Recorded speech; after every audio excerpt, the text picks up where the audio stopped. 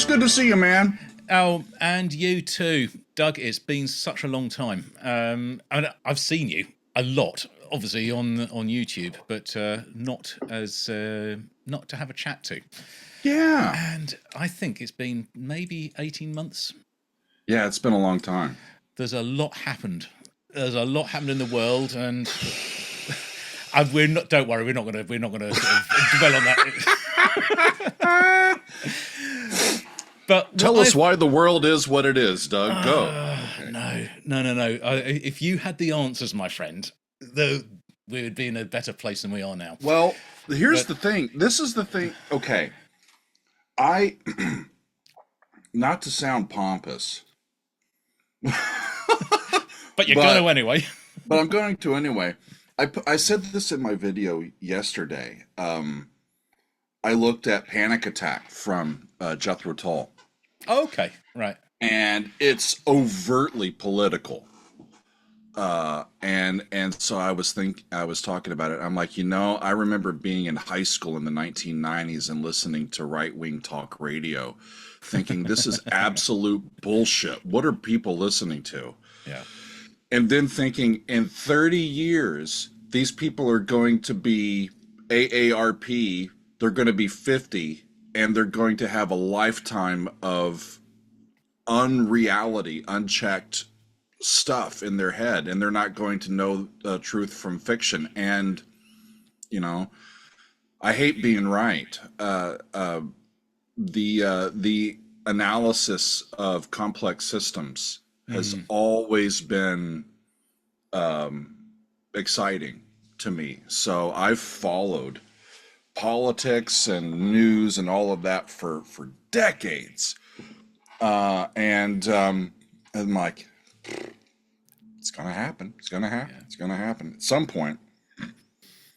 some point, the tolerance of free speech, free speech, they can say what they want, but the tolerance of allowing just absolute ridiculous claims to go unchecked in the public sphere, they metastasize, and then they, like Russian dolls, they give us new things that based on that, you got to believe the original thing to think the new thing, and then you got to believe that to think this, and it's like unraveling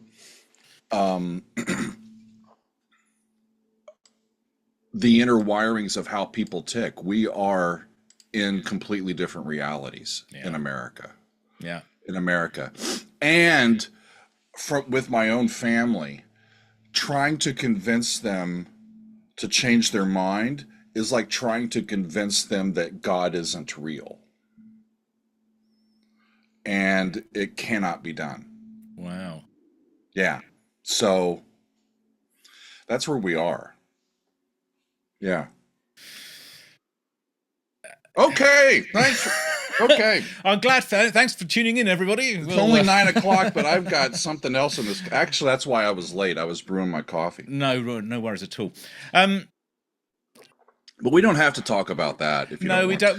No. But I really, Doug, I just wanted to say hi, and Thanks. we sort of chat on and off on Facebook and whatnot. But it's nice to sort of have a proper chat and to really just sort of.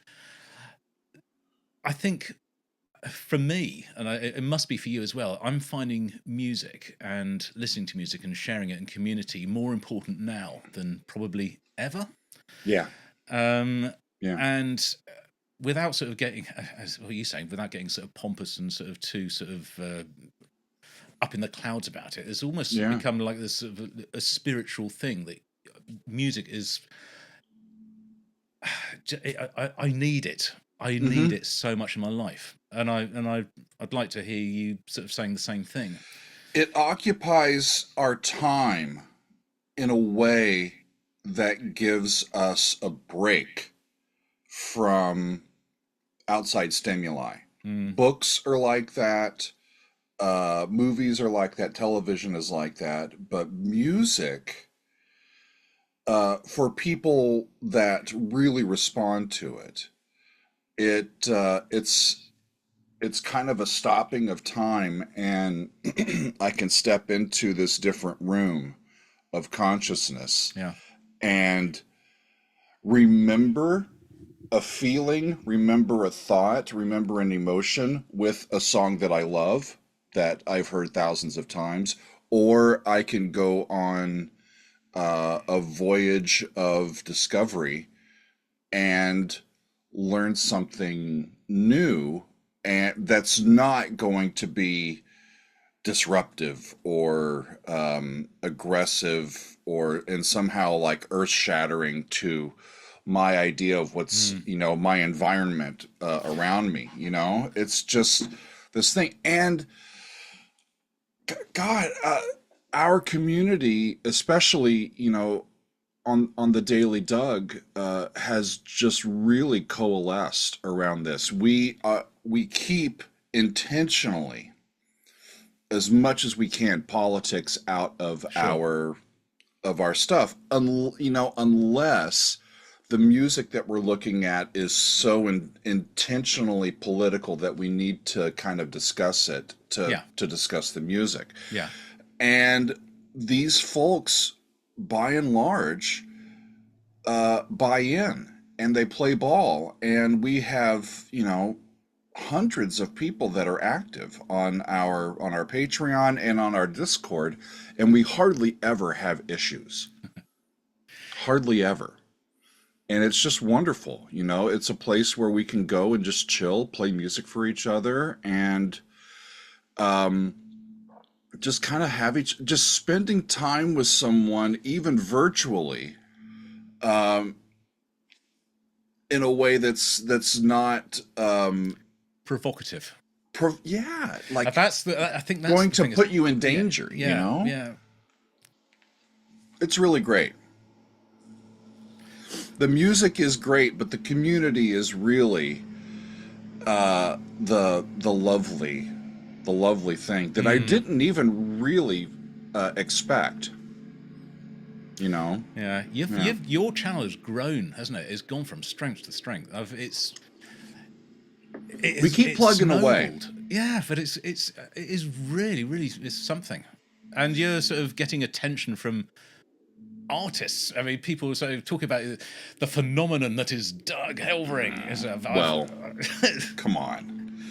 That's a phenomenon that is Jim Newstead. Come on. We all have our my voice is no more important than anybody else's. No. It's just the one thing that is great is I have practice. I have a lot of practice about talking about music. Sure. And that's not easy, right? I'm co-writing a book that's going to come out next year on some music, and writing about music is even harder than talking about music, because how do you use language to describe a feeling, describe a sound?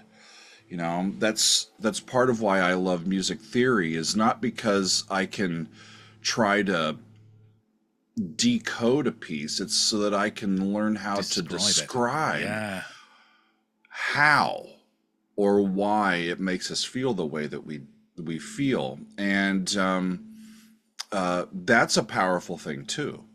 That's really interesting, because my language is about description for me, how it's making me feel, what it's making me feel, but not the mechanics behind it. I mean, I get some of it. I do. I studied music at school and took exams in it, and I learned instruments to a level of, not obviously to the same level as you. So I have some understanding of that scaffolding that holds it all together. But it's really interesting to be able to see you being able to sort of describe it in a way that I suppose ties it down, so you can see how it's all working.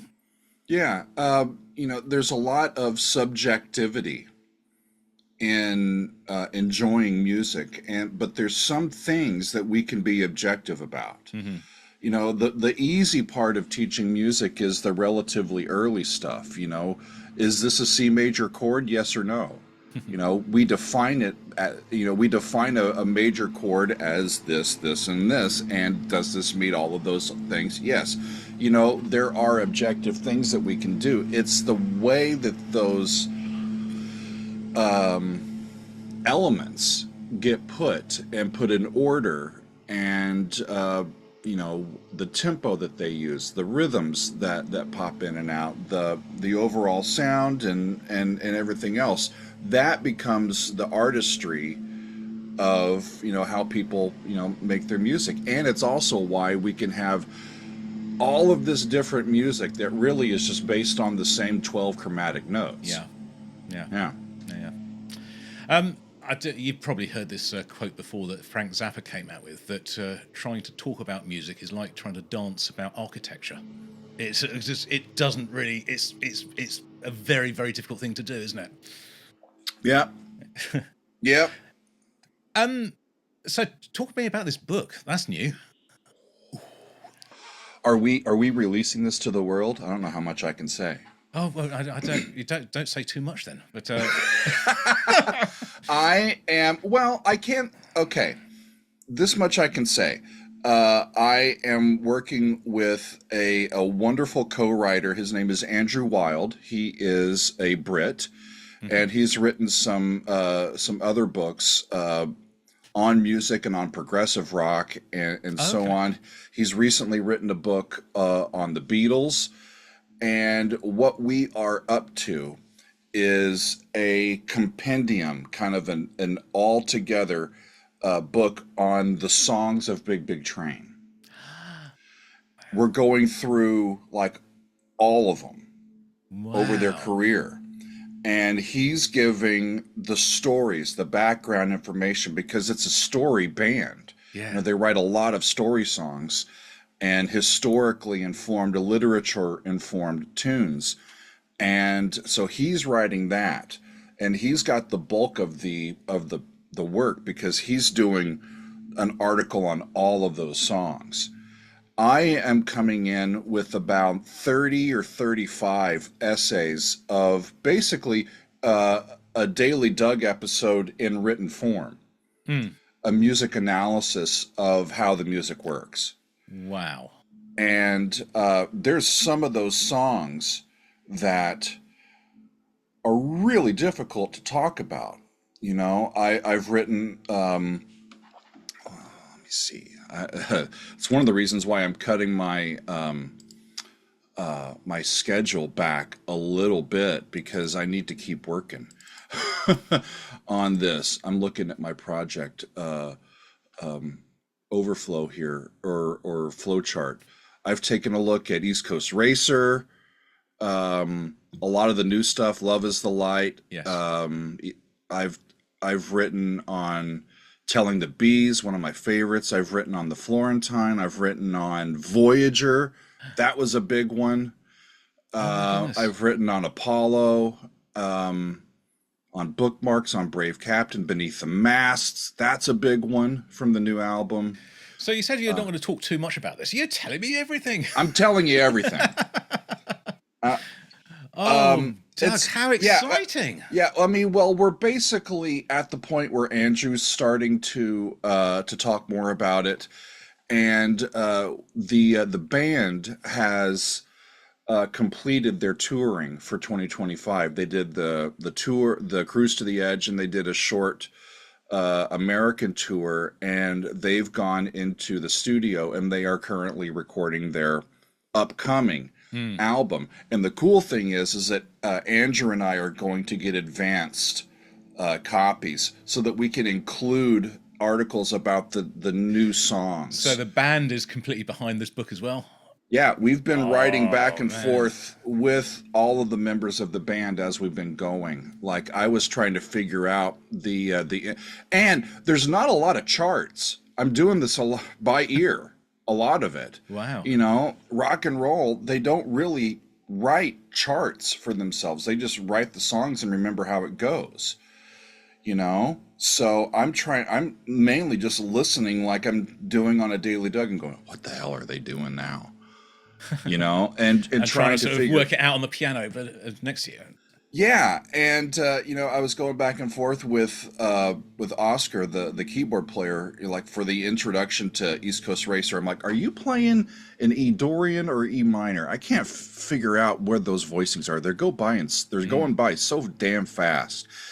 So we're having conversations back and forth with band members, and it's just rewarding work. It's really difficult. My brain kind of, Megan will come in after I'm done with the session of writing, and it's like steam coming out of my, Wow. because I'm so trying to figure out what's going on. And then once I figure it out, how do I write about it in a way that doesn't alienate people who Yeah. don't know as much theory, but I've got to use the vocabulary that I know so I can describe it. And people are great. They're like, I don't really know that word, but I can look it up and understand what it means. Just tell me what's going on. Mm-hmm. So it's a lot of fun. I'm only about 2/5 through of the work that I need to do for it, but it's going to be a fun thing coming to the world, I think, next year. I was going to say, have you got a sort of a release date Yeah, pending? they're going to be working on. It kind of depends on when the new album's going to be out. I know that the cruise that they're going on next year is a little earlier. It's in March instead of April. Mm-hmm. And I don't know if we're going. I haven't heard if like when the release date of the album is going to happen, and if this is going to be tried to tie in to it, because the publisher of the book is an imprint that's owned by the people that manage the band. So it's all kind of an in-house thing. It's Kingmaker Okay. Publishing. Okay. And that's who is also, like, Andrew has just written a book with Alberto Bravin of Big Big Train on the Beatles. Huh. Right? Wow. So it's from the same imprint. So that's what we're working on. So I guess I told you everything. Wow. How do you find the? I've got no questions prepared for today because it was just going to be sort of a back and forth chat. But Yeah. this is sort of firing off. So how do you find the writing process? Is that something you are used to, or is it completely new to you? No, it's something that I'm used to because when you do advanced degrees in music and you're a music composer and a theorist, one of the things that you do is write. You write about music, you do analysis papers, and it just takes practice. Yeah. How to refer to. A lot of times I'll say the music does this, or we'll hear this, or and you have to just. I'll have my thesaurus available, and I'll try to come up with descriptive words, because at some point, beautiful just doesn't mean anything. And so you have to come up with really nice descriptive words, and I don't know. It's hard for me to get so far less than 1,000 words per essay. Yeah. And normally, what'll happen is if I get a clean day that I can kind of work for several hours at a time, I can pretty much do the analysis and then write the essay in about a 4 or 5 hour block. Oh, good for you. And then I need to rest. So I hadn't planned to talk about this at all today, but I'm writing a book. And Good for you. Yeah, no, I've been. It's crazy. I mean, this is sort of. I've been struggling with this for years. It's. I started it, I think, about 25 years ago. And it's been in gestation that whole time. And there's bits of it written, and I'm started to bring it together. But it's changed direction enormously in the last few months. It's always been a science fiction story, but now it's becoming about AI, which wasn't a thing really when I started doing this. Certainly not as it is now. But it's got me sort of flying off in all different directions. That It's a about great subject for well, science fiction yes, or science fact now. but there's things tying together in this with theology and with Mm. consciousness and with memories and the blurring of it all and AI and what is what and do we actually know if that is real, our own thoughts, or is it artificial intelligence? Is God AI? Yeah. You know, are we this whole thing, and it's getting bigger and bigger, and I'm having trouble trying to wrestle it all into this cohesive story. I can't wait to see what you say, because that's fascinating. I love thinking about that stuff. Yeah. But I've got many thousand, and I think it may end up being more than one book because it's just getting so big now. It's so big, but oh, there we go. That's a revelation from you. Awesome. Yeah. What is so? What are you doing today? Have you got a Metal Monday? Metal Monday was yesterday. We did some Judas Priest. Oh man. Today is Tuesday. It is, because you know what? We had a bank holiday here. That's true. Yeah. I'm a day behind. Yes. I am today I am recording a full album reaction for my Patreon, and we are doing a Queen album. Those guys sold a few records. Right? And I haven't done a ton of Queen, but I've done a few of the early albums, but I skipped Sheer Heart Attack. Yeah. So I went from Queen 2 over Sheer Heart Attack to, and now I can't remember the other one that it came after. So we're going back to Sheer Heart Attack. So I'll be recording that one today. Yeah. So I've gone a letter before you, and I'm listening to The Police today. Nice. Yes. They are a band. I've known their music forever, on and off, bits and pieces of it, but I've never ever listened to an album. Huh. So it's always been the hits, you know, sort of the Every Breath You Take. Or are you doing Synchronicity? I'm doing the first one, Outlandos d'Amour. Nice. And do you know The Police? Yeah, I got to see them in concert when they came through Kansas City. That would have been 2008. And honestly, I was underwhelmed. But really? Yeah, but Stewart stole the show for me. Just watching him play all of that percussion. I never got to see Neil Peart play live, but watching Stewart, it felt like I'm watching a pro back there. I've really gotten to know the solo repertoire of Sting and his music. I don't know The Police as much. I really enjoy the jazziness and the soulfulness of Sting. I've got some room for the Police, I think. It's an interesting sound they had. This combination of the energy and rawness of punk, which was happening in the background. They came from that, so 1978. But mixing into it's jazz and reggae, and it was just this completely new thing. And it sounds so good. They are so good at their music, at their instruments. They really, really are. And I've noticed a similar sound in trios. You know, like Rush.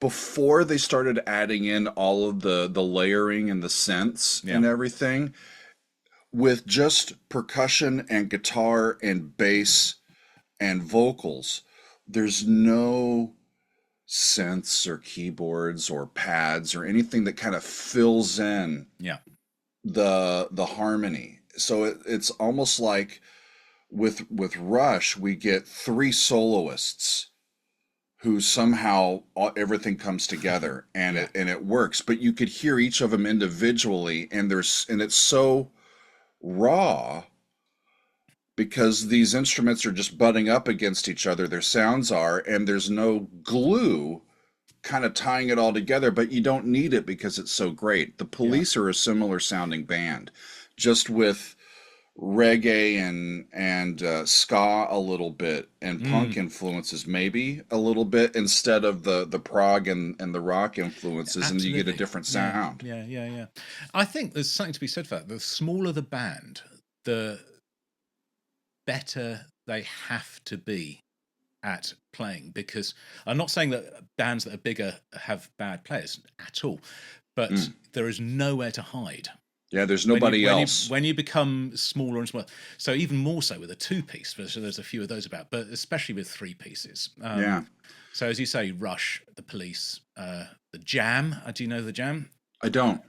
But also more modern music would be Muse, who Right. are again a three piece, and Yeah, it's I've heard Absolution yeah, from them, I that album. love Muse, absolutely love Muse. Yeah.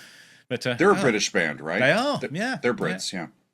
That's something that I noted today while listening to the Police. So why is it that Britain has produced so much music of such high quality? I It's have an answer.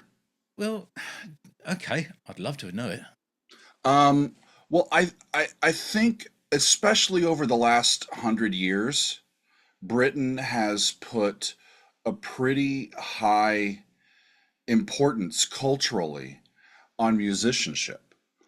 Um, I remember reading quite a bit about the conditions in Britain during World War I, and during that time, we've got Holst writing, and we've got Vaughan Williams coming along, Yeah, and we've some of these great writers, but there was a lot of musicians, especially church musicians, that ended up being conscripted into service, and they aren't coming back to their jobs, and there's a shortage of qualified musicians that can lead music in churches, but also just in general. And the Royal School of Church Music is founded, and there's a whole bunch of, I think, cultural importance that gets put on the singing of these songs, and just music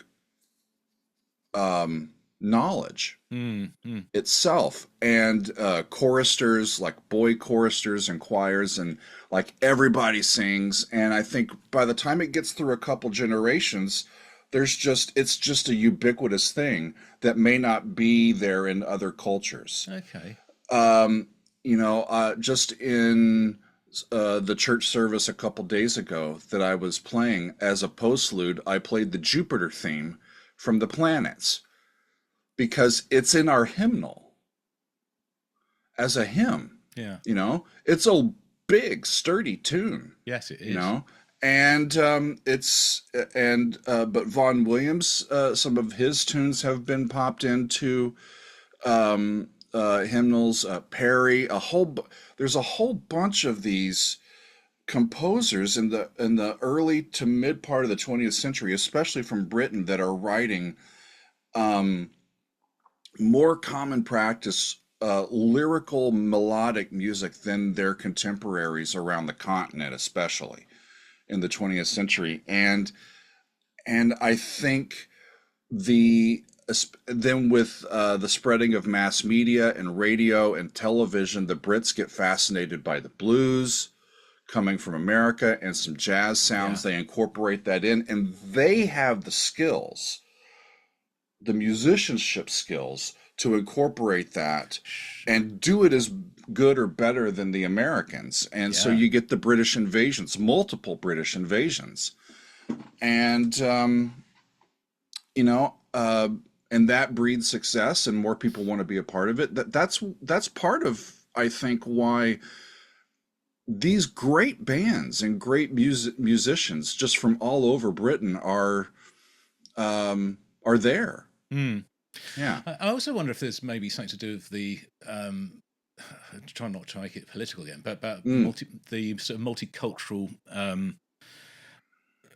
population that we have here. That Hmm. there's all this music, and knowledge coming from different lands, different countries, different backgrounds, being fed into the UK and sort of mixed together, which is why the Police work, because they've got that reggae. I mean, there's no black person in the band, but they've grown up with it, so they must have heard it somewhere, and they've made it a part of their own sound. So that again is possibly a part of the thing. Yeah. In the same way as like in sort of the New Orleans, there's the whole French thing there, right? And where jazz was born. With and jazz kind of gets born there because in the aftermath of the Civil War, a lot of the musicians and the people and the instruments that were included in the military bands just find their way down the river to the party town at the mouth of the Mississippi River, and you get clarinets and banjos and trumpets and trombones and a Creole European influence, and you start getting Dixieland. Something that was never planned. That it happened. It's spontaneous. Yeah. Yeah. Oh, I love it. Absolutely love it. And 100-something years later, now that we're into the 2020s and all that sort of stuff, for decades I've been thinking, what happens next musically? What happens next? We get into kind of, especially with European-led musical construction, right? The classical period, the Romantic period, we get into post-tonality, we get into atonality and serialism, we get into experimentation and musique concrète, and people are, and then we get into minimalism, and then after minimalism, there's just all of these shards of historical styles that people are still writing in. I know people that still write like Palestrina. People are still trying to write like Mozart. People are still trying to write like Bach, and people are still trying to figure out how to write like Frank Zappa. And there's all of these different influences. And now with the technology being there, I know people complain about there's no good music anymore. Well, the delivery system of radio isn't there anymore. Yeah. And the compact delivery system of only a few outlets isn't there anymore. But great music is being made everywhere. Yeah, it is. Every stone that we unturn, I'm like, that's amazing. Where are these people all around the world? We do a series on my Patreon. A lot of our patrons were getting not upset, but just they were like, we want to share some of our favorites that are like not commercially known. Yeah. You got to hear this. You got to hear this, and it's never going to win a poll, Doug. So how do we get this in front of you? I'm like, okay. So we came up with a thing where our top tier patrons, we do this twice or once a month. We do a 2-hour Zoom, and I put all of their names in a virtual spinning wheel. We spin the wheel, and whoever it lands on shares with me a tune, and they're sharing the craziest shit people I've never heard of, and to a band, to a musician, to a song, it's all wonderful. Fantastic. It's all great. There's just no way. It's almost like it's reverted back to the pre-technology days, where the only way to know about it is by word of mouth. Yeah. Otherwise, you don't know where it is. Yeah. I find that with the channel, I think that's a lot. You probably have the same with your subscribers and people who follow you, that as well as it just being an entertainment sort of reaction channel, people use it as a music discovery platform. That it's not even necessarily me that's discovering it. Someone's bringing it, like, Jim, play this. I said, okay, I will. And I play it and listen to it. And then everyone comes on board and says, oh my God, where's this been? This is amazing. It's incredible. It's exactly the same. So I think without blowing our own trumpets, we are actually sort of fulfilling a service of a sort. Yeah, it's tricky. It really is, because when it comes to YouTube, I try to pick things that I think are going to do well, that keeps the algorithm happy and keeps, our business Yeah. going. Yeah. So there's some things that I'll put on YouTube, and there's some things that I won't. But now that we have our Patreon, I'm looking through here. I gotta find, where is my Doug on Demand? That's what we call it, Doug on Demand. Doug on Demand. So our most recent episode, we had music by Manfred Mann's Earth Band, Frequency 3, which is actually one of our patrons. That's his band. Okay. Uzdźme Doma. They're from Poland, I believe, or Ukraine. A band called Mountain, which you probably have heard. Heaven and Hell, the Tony Iommi and Dio version of Black Sabbath. Yeah. We heard a band called Antidepressive Delivery. Never heard of them, but they were great. Gordian Knot, Haunt the Woods. Have you heard Haunt the Woods yet? No. They opened for Marillion, back in 2019. That's what one of these guys played for me, and it was remarkable. I'm like, holy crap! We heard Steve Hackett. We heard from Propaganda, which was a synth band, German synth band from the 80s. We heard Mono. We had there were some albums that Tim Curry put out after Rocky Horror Picture Show that somebody played something for me. I mean, it just goes on and on and on, and that was just in one episode. Wow. So we get fun. We get all kinds, and then for the people that are struggling to get things in front of me because there's so many other things, we have on our Discord our music club offerings. And so people are like, hey, I like this band, like one of our guys, I like this band called the Deer Hunter. They're a prog band. Yeah, I know the Deer Hunter. And there's a lot to it. So join me. We're going to go for about 2 hours. I'm going to talk you through one of their albums. And people come and we listen, and I come too. And so there's all of this opportunity for community around discovering new music. And there's no better way to get to know somebody quickly by learning what music they like. Yeah. Yeah. And that they're eager to share with you. For sure. Wow. Yeah. Oh, Doug, I'm going to have to call That's it right. You've got got your son coming. I've got a really, really, really short window of opportunity today, but I'm so sorry because this is fascinating stuff. Yeah. If you'd like to, and you're up for it, I'd love to do this again. Have another chat. Let's do it. Not even necessarily about anything, not even having any structure. It's just nice to chat. Yeah, I always enjoy chatting with you, man. Before we leave, what new stuff have you has got your brain excited? What new music or stuff that you've heard lately? There's a fair bit of new stuff, but the things that have really stuck with me, this is one, which is Cosmic Cathedral. It's a great album, isn't it? Isn't it? Wow, yeah. Love that. Did you see my interview? I saw a bit of it. Did you see mine?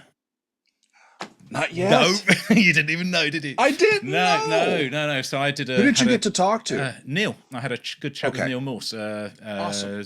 About maybe a month ago. Wonderful. But then also there's another band that you ought to check. Well, I say you ought to, which I really, really like, is called Monkey 3. Are they a trio? I guess they are. I think if they're a quartet, that'd be funny. Swiss or German, I think. But they seem to like this sort of space rock band. It's instrumental, and it's like a sort of slightly heavier version of Ozric Tentacles. It's really cool, cool stuff. But but no, the rest of it's all been. It's new to me, but not new bands as such. But it's all good stuff. Well, let's chat soon. I know that you got to run, and I've got a few things. Actually, it's my wife's birthday today, so she's sleeping in. She's sleeping in, and I'm having my coffee with you, and then I'm recording some Queen, and then we're going to have dinner with friends tonight. One. So excellent it's going to be a good day. Well, have a great day. Say happy birthday to Megan from me, and take it easy. Will do. Until next time, Jim. Take care, buddy. Bye-bye. Cheers. Bye. Bye.